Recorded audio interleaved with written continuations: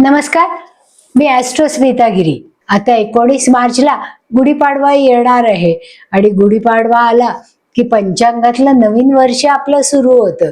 ज्योतिषांना पंचांग ही तर गीताच आहे. म्हणजे जो पंचांगामध्ये लिहिलेलं आहे पहा की पंचांग वाचन संवत्सराचं फल हे ज्योतिषांकडून वाचून घ्यावं, त्यांना दक्षिणा द्यावी, ज्याच्यामुळे तुमचं वर्ष हे लाभाचं, सुखाचं, समृद्धीचं आणि आरोग्याचं जातं. तर अशा या पंचांगाच्या वाचनाकरता आज आपण इथे जमलेलो आहोत. ज्योतिषातली माझ्या मैत्रिणी रजनी साबदे मॅडम आणि मी हे पंचांग वाचन करणार आहोत. वधूवरांच्या कुंडलीतील मंगळ. मंगळ म्हणजे सगळ्याला प्रश्न पडतो की मंगळ म्हणजे नेमकं काय, तर तेच आपण बघूया आता. प्रत्येकाच्या कुंडलीत इतर ग्रहांप्रमाणेच मंगळ देखील कुठल्या तरी स्थानात असतोच. पण ज्या व्यक्तींच्या कुंडलीत प्रथम, चतुर्थ, अष्टम व द्वादश व सप्तम ह्यापैकी कुठल्याही स्थानात मंगळ असता त्याच्या वैवाहिक जीवनात अनुकूल जोडीदार न मिळाल्यास अशुभ घटना घडण्याची शक्यता असते. कारण हा मंगळ सदोष मानला जातो. म्हणून अशा कुंडलीतील मंगळाची कुंडली म्हणतात. पुष्कळ वेळा अशा कुंडलीचा बागुलबुवा करण्यात येतो आणि साप समजून भुईला धोपटण्याचा प्रकार घडतो. कारण वरील नियमाप्रमाणे सदोष दिसणारा मंगळ खाली दिलेल्या कारणामुळे निर्बली किंवा निस्तेज झाल्यामुळे निर्दोष होतो, याची अनेकांना कल्पना नसते. आता निर्दोष कधी कधी होते ते बघूया. एक मंगळ कर्केचा म्हणजे नीच राशीचा असल्यास. 2 शत्रुगृहाचा म्हणजे मिथुन कन्या राशीचा असल्यास. अस्तंगत म्हणजे सूर्याजवळ असल्यास. प्रथमात मेषेचा, चतुर्थात वृश्चिकेचा, सप्तमात मकरेचा, अष्टमात सिंहेचा, द्वादशात धनुराशीचा असल्यास मंगळ निर्दोष समजावा. मंगळावर शुभग्रहांची पूर्ण दृष्टी असल्यास तो मंगळ सौम्य होतो. यापैकी कुठल्याही कारणाने कुंडलीतील मंगळांचा दोष नाहीसा होतो. वरील 5 स्थानात असलेला मंगळ वरील कारणामुळे निर्दोष होत नसेल तर तो सदोष मानावा. वधूवरांच्या दोघांच्याही म्हणजे कुंडलीतील असा सदोष मंगळ असेल तर विवाह जमण्यास हरकत नाही. पण वधूवरांपैकी एकाच्या कुंडलीत मंगळ असल्यास जोडीदाराच्या मंगळाच्याच कुंडलीत पाहिजे असा याचा अर्थ नाही. जोडीदाराच्या कुंडलीत सदोष मंगळ नसला तरी खालीलप्रमाणे ग्रहस्थिती असेल तर ती मंगळाच्या कुंडलीशी जमते. वर दिलेल्या 5 स्थानात म्हणजे 1, 4, 7, 8 आणि 12 शनी असेल किंवा सप्तमावर शनीची पूर्ण दृष्टी असेल. पंचमात म्हणजे कसं होईल, पंचमात किंवा दशमात शनी असणे असेल तर नंतर लग्नी अथवा सप्तमात गुरु किंवा शुक्र असेल तर बलवान गुरु किंवा शुक्र. लग्नी अथवा सप्तमात बलवान गुरु किंवा शुक्र असेल तर, अथवा सप्तमावर त्याची पूर्ण दृष्टी असेल तर, तसेच प्रथम व सप्तम स्थानात राहू केतू असतील तर ग्रहस्थिती मंगळाच्या कुंडलीला प्रतिकारक होते. म्हणून विवाह जमविण्यास हरकत नाही. जन्म नक्षत्रावर आधारलेले गुणमिलन आणि मंगळाची सदोषता हे दोन्ही स्वतंत्र मुद्दे आहेत. ते एकमेकांवर अवलंबून नाहीत. म्हणून गुण जास्त असतील तर मंगळाचा दोष नाही हे म्हणणे बरोबर नाही. साध्या कुंडलीपेक्षा भावचरित कुंडलीवरून मंगळ इष्ट का अनिष्ट हा निर्णय करणे योग्य आहे. विवाहोपनयन मुहूर्तासंबंधी उपयुक्त सूचना. उपनयन मुहूर्त दिवसाच्या 2/3 भागातच असतात. मंगळवाराचे उपनयन मुहूर्त सामवेदीयांसाठी आहेत. विवाहात वधूवरांच्या व उपनयनात वटूंच्या जन्मलग्नापासून इष्ट लग्न आठवे नसावे. कोठे कोठे सोयीकरता गोपाळ लग्न व अभिजित लग्न घेतले आहेत. त्यास ज्योतिर्निबंध, मुहूर्त चिंतामणी इत्यादी ग्रंथांचा आधार आहे. एक, गोपाळ मुहूर्त वेळ. इष्टगावाच्या सूर्योदयानंतर 2 मिनिटं. 2, अभिजित मुहूर्त वेळ. अभिजित म्हणजे मध्यान्हीची वेळ. आपल्या गावाच्या सूर्यास्तातून सूर्योदयाची वेळ वजा केली असता दिनमान येते. सूर्योदयात निम्मे दिनमान मिळवले की मध्यान्ह वेळ येते. गोरज मुहूर्त. 3, गोरज मुहूर्त. गुरुवारशिवाय इतर वारी इष्टगावच्या सूर्यास्तापूर्वी 6 मिनिटं वेळ घ्यावी.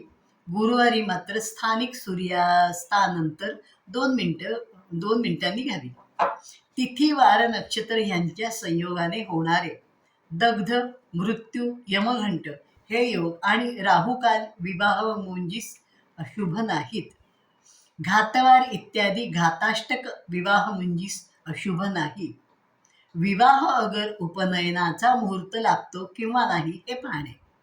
विवाहात वधूवरांच्या आणि उपनयनात बटूंच्या जन्मराशीपासून मुहूर्ताच्या वेळेचा चंद्र कोणत्याही पक्षात 1, 3, 6, 7, 10, 11 आणि शुक्ल पक्षात 2, 5, 9 येत असल्याने मुहूर्त लागतो. शुक्ल पक्षात चंद्रबलाचे प्राबल्य व कृष्ण पक्षात ताराबलाचे प्राधान्य आहे. ताराबल. जातकाचे जन्म नक्षत्र आणि मुहूर्ताच्या वेळेचे चंद्र नक्षत्र परस्परापासून मोजून 9ने भागावे. 3, 5, 7 बाकी राहिल्यास ताराबल नाही. ग्रहबल. जन्मराशीपासून रवी 3, 6, 10, मंगळ, शनी 3, 6, बुध 2, 4, 6, 8, 10, शुक्र 1, 2, 3, 4, 5, 8, 9, 12 या स्थानी असलेले शुभ आणि एकादश स्थानी असलेले सर्व ग्रह शुभ होय.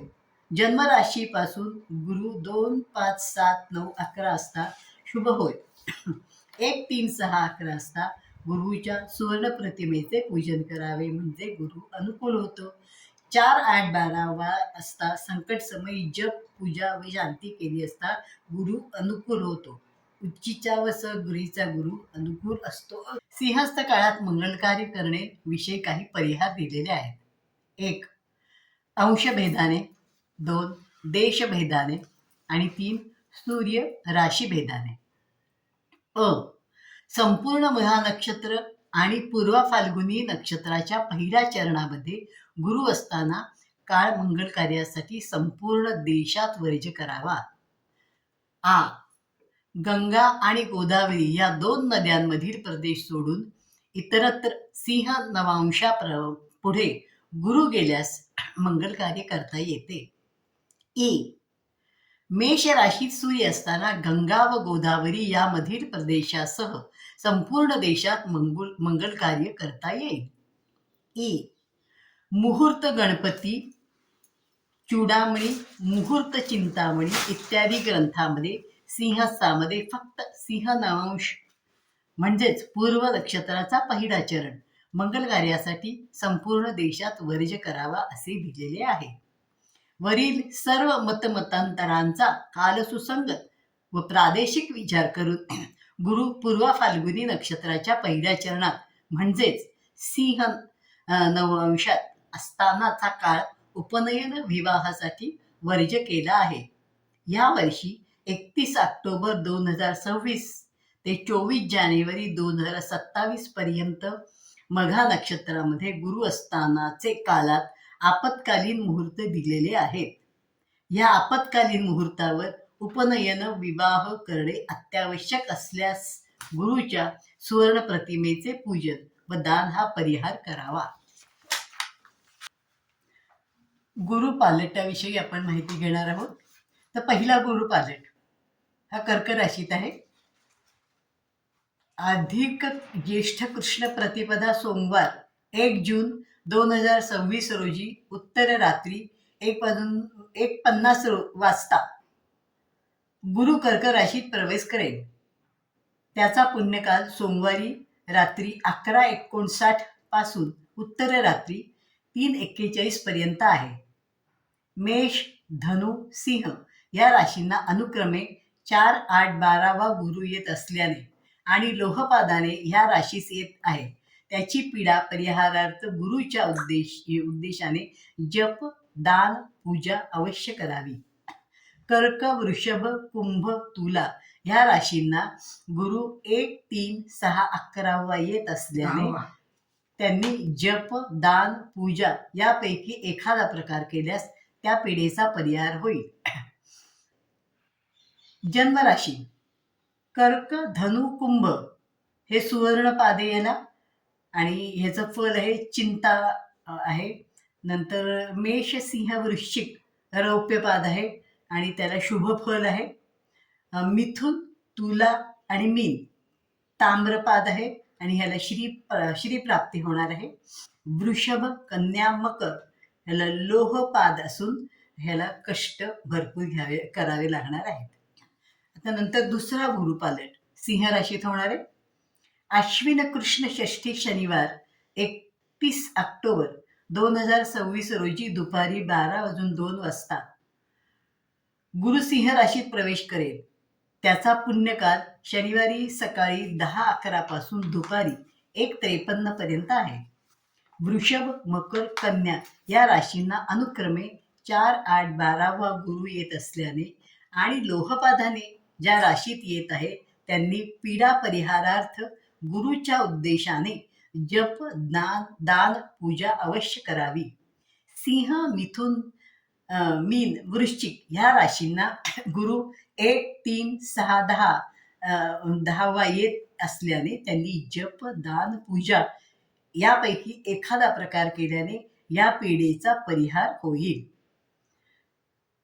आता सिंह आहे, मकर, सिंह आणि मकर, मिथुन, सिंह आणि मकर जन्मराशी ज्यांची मिथुन, सिंह आणि मकर आहे ते सुवर्ण पाद आहे त्यांचा आणि ते त्यांना चिंता असणारे. वृषभ, तुला आणि कुंभ यांना रौप्य पाद आहे आणि त्यांना शुभ फल मिळणार आहे. मेष, कन्या आणि धनु हे ताम्रपाद असल्याने यांना श्री प्राप्ती होणारे आणि कर्क, वृश्चिक आणि मीन हे लोहपाद असल्याने यांना कष्ट करावे लागणार आहेत. तिसरा गुरुपालट आहे. पुन्हा वक्री होऊन तो कर्क राशीत येणार आहे. पौष कृष्ण द्वितीया रविवार 24 जानेवारी 2027 रोजी उत्तर रात्री 1:32 वाजता गुरु पुन्हा वक्री होऊन कर्क राशीत प्रवेश करेल.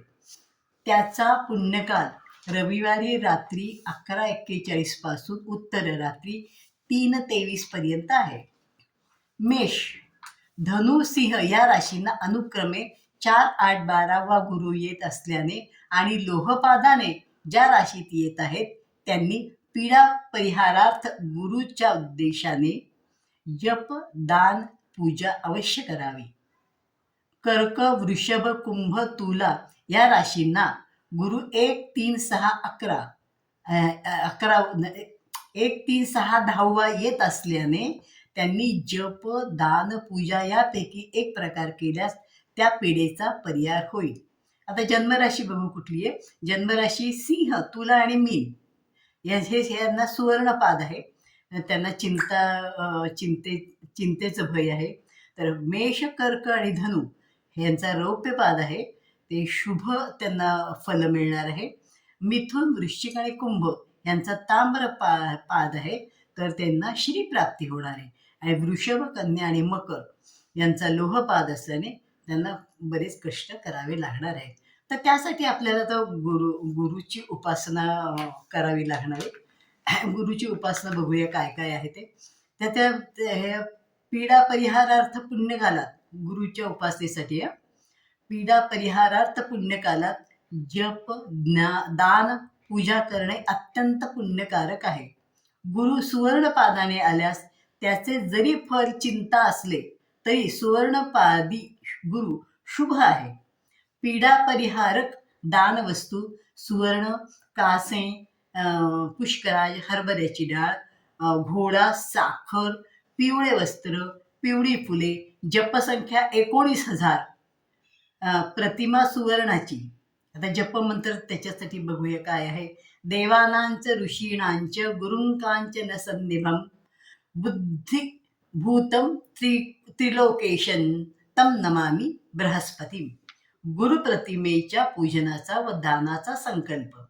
मम जन्मराशे सकाशात अनिष्ट स्थान स्थित गुरु पीडा परिहारार्थ एकादश स्थानवच्छुभ फलप्राप्त्यर्थ सुवर्ण प्रतिमाया बृहस्पती पूजनम तत्प्रीतिकरम.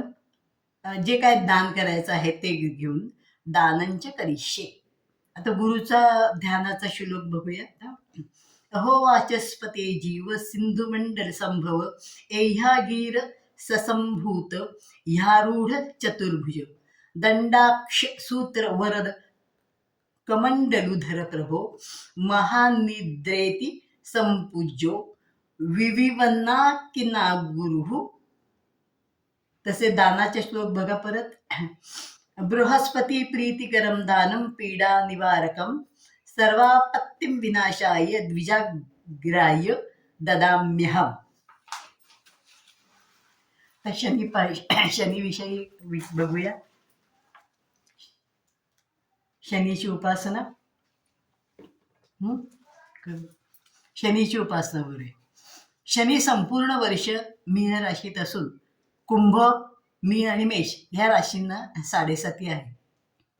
या मीन राशीचा शनी मीनेस पहिला, कुंभेस दुसरा, मकरेस तिसरा, धनुस चौथा, वृश्चिकेस पाचवा, तुळेस सहावा, कन्येस सातवा, सिंहेस आठवा, कर्केस नववा, मिथुनेस 10वा, वृषभेस 11वा आणि मेषेस 12वा याप्रमाणे आहे. 2 जून 2027 रोजी शनी मेष राशीत प्रवेश करेल. आता त्याची उपासना बघूया. शनीसाठी उपासना. शनेश्वर जयंती वैशाख कृष्ण अमावस्येस आहे. पीडा परिहारक शनीची दाने कुठली बघूया. सुवर्ण, लोखंड, नीलमणी, उडीद, म्हैस, तेल, काळे घोंगडे, काळी अगर निळी फुले, जपसंख्या 23,000 आणि प्रतिमा लोखंडाची. शनीचा पौराण मंत्र. नीलांजन समाभासं रविपुत्रं यमाग्रजं छायामार्तंड संभूतं तं नमामि शनैश्वरम. अशुभ स्थाने. स्वजन्म राशीपासून 1, 2, 4, 5, 7, 8, 9, 12 या स्थानी असलेला शनी पीडाकारक आहे. शनीच्या प्रतिमेच्या पूजनार्थ व दानाचा संकल्प या संबंधी बघूया आता आपण. मम जन्म राशे सकाशात अनिष्ट स्थान स्थित शने पीडा परिहारार्थ एकादश स्थानवत शुभफल प्राप्त्यर्थ लोह प्रतिमाया शनेश्वर पूजनम तत्प्रीतिकरम. जे काही दान करायचे आहे दानंच करिष्ये. ध्यान करूया आता. अहो सौराष्ट्र संजात छाया पुत्र चतुर्भुज कृष्णवर्णार्क गोत्रीय ब्राणहस्त धनुर्धर त्रिशूलिश्च समागच्छ वरदो रुद्रवाहन प्रजापतेत संपूज्य सरोजे पश्चिमेदले. दानाचा श्लोक म्हणूया. शनैश्वर प्रीतिकरम दानम पीडा निवारकम सर्वापत्ती विनाशाय द्विजाग्रायम ददाम्यहम. आता शनी स्तोत्र आहे 7:30च्या लोकांसाठी. अथ शनी स्तोत्रम. कोणस्तपिंगलो बभ्र कृष्णो रौद्रोऽन्तको यमः सौरीशनेश्वरो मंदः पिप्पलादेन संस्तुतः. एतानि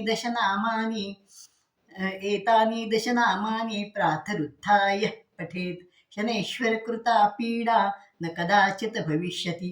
पिंपलाद उवाच. नमस्ते कोणसंस्थाय पिंपलाय नमोस्तुते. पिंगलाय नमोस्तुते. नमस्ते बभ्रुरूपाय कृष्णाय च नमोस्तुते. नमस्ते रौद्रदेहाय नमस्ते चान्तकाय च. नमस्ते यमसंज्ञाय नमस्ते सौरये विभो. नमस्ते मंदसंज्ञाय शनैश्वर नमोस्तुते. प्रसादं कुरु देवेश दीनस्य प्रणतस्य च. हे स्तोत्र नित्य प्रातःकाळी पठण करावे. ज्यांना 7:30 आहे त्यांनी शनी स्तोत्र रोज म्हणावे. शनीच्या उद्देशाने जप, दान, पूजा ही अवश्य करावी. पीडा परिहारार्थ शनिवारी अभ्यंग स्नान करून नित्य शनिस्तोत्र पठण करावे. शनिवारी शनीचे दर्शन घेऊन उडीद व मीठ शनीस अर्पण करावे. तैलाभिषेक करून करावा. तसेच काळी फुले वाहिल्याने पिढेचा परिहार होऊ शकतो. शक्य असल्यास शनिवारी सायंकाळपर्यंत उपोषण करावे. निदान एकभुक्त असावे. नीलमण्याची अंगठी धारण करावी.